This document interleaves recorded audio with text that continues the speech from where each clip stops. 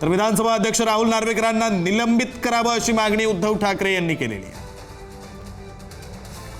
राहुल नार्वेकरांवर गुन्हा दाखल झाला पाहिजे असंही उद्धव ठाकरे म्हणालेले आहेत। खरं तर ठाकरे बंधूंची आज संयुक्त पत्रकार परिषद पार पडली।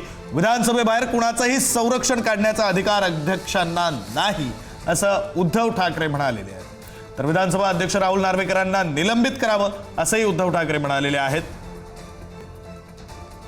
राहुल नार्वेकरांवर गुन्हा दाखल झाला पाहिजे अशी मागणी सुद्धा उद्धव ठाकरेंनी केली आहे। काहीही झालं तरी कोरोना काळात केलेली कामं सांगणार असं उद्धव ठाकरे म्हणतात। चांगली कामं करण्यासाठी केंद्र आणि राज्यानं विरोध करून दाखवावा असं आव्हान राज ठाकरेंनी दिलेलं आहे। तर मुंबई पालिका भाजपकडे गेल्यास मुंबईचं अदानिस्तान होईल अशी टीका उद्धव ठाकरे यांनी केलेली आहे। शिंदेच्या शिवसेनेच्या नेत्या मनीषा कायंदे आपल्यासोबत जोडल्या गेलेल्या आहेत। मनीषाताई, स्वागत आहे पुढारी न्यूज मध्ये। आपण पाहिलीत का पत्रकार परिषद मनीषाताई?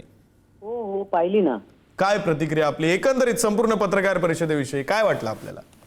नाही, एकंदर एवढंच आहे की परवा त्या बच्चे कंपनींनी एक प्रेझेंटेशन दिलं दोघांनी आणि ते एकमेकांचा तुझ्या वहीत काय आणि माझ्या वहीत काय असं चाललं होतं। आज बघितलं तर पालकांनीच बरोबर अभ्यास घेतलेला नाहीये आणि हे सगळं दिसून आलंय। आता ते अदानिस्तान वगैरे बोलतायत।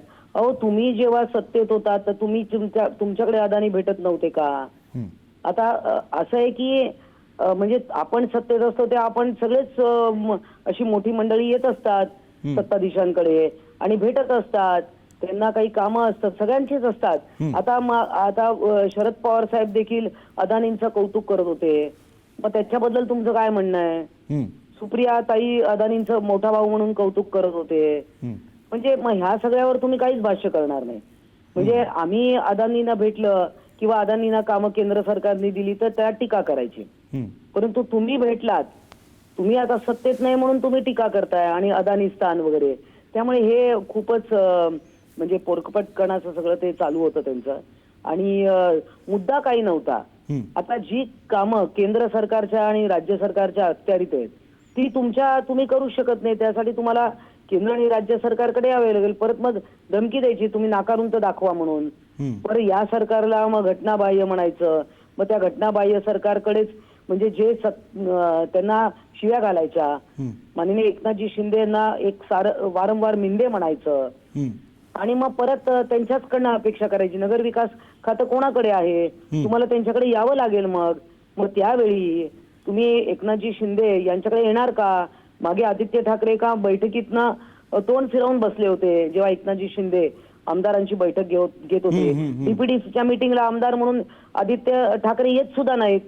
मग त्यांना जर का मुंबईच्या लोकांचा एवढा कळवळा असेल तर डीपीडीसीच्या मीटिंग मध्ये येऊन बसावं, तिकडे सगळी चर्चा होत असते की कुठल्या बाबतीत कसा निधी द्यायचा, मुंबईचं बजेट, उपनगरांचं, शहराचं, हे सगळं मग म्हणजे सरकारला मानायचं नाही आणि परत वरनं धमकी द्यायची की तुम्ही नाही म्हणून दाखवा म्हणून। हे असं सगळं चालणार नाहीये। लोकांनी सगळं ओळखलेलं आहे। बरं, धन्यवाद मनीषाताई तुम्ही दिलेल्या या प्रतिक्रियेसाठी।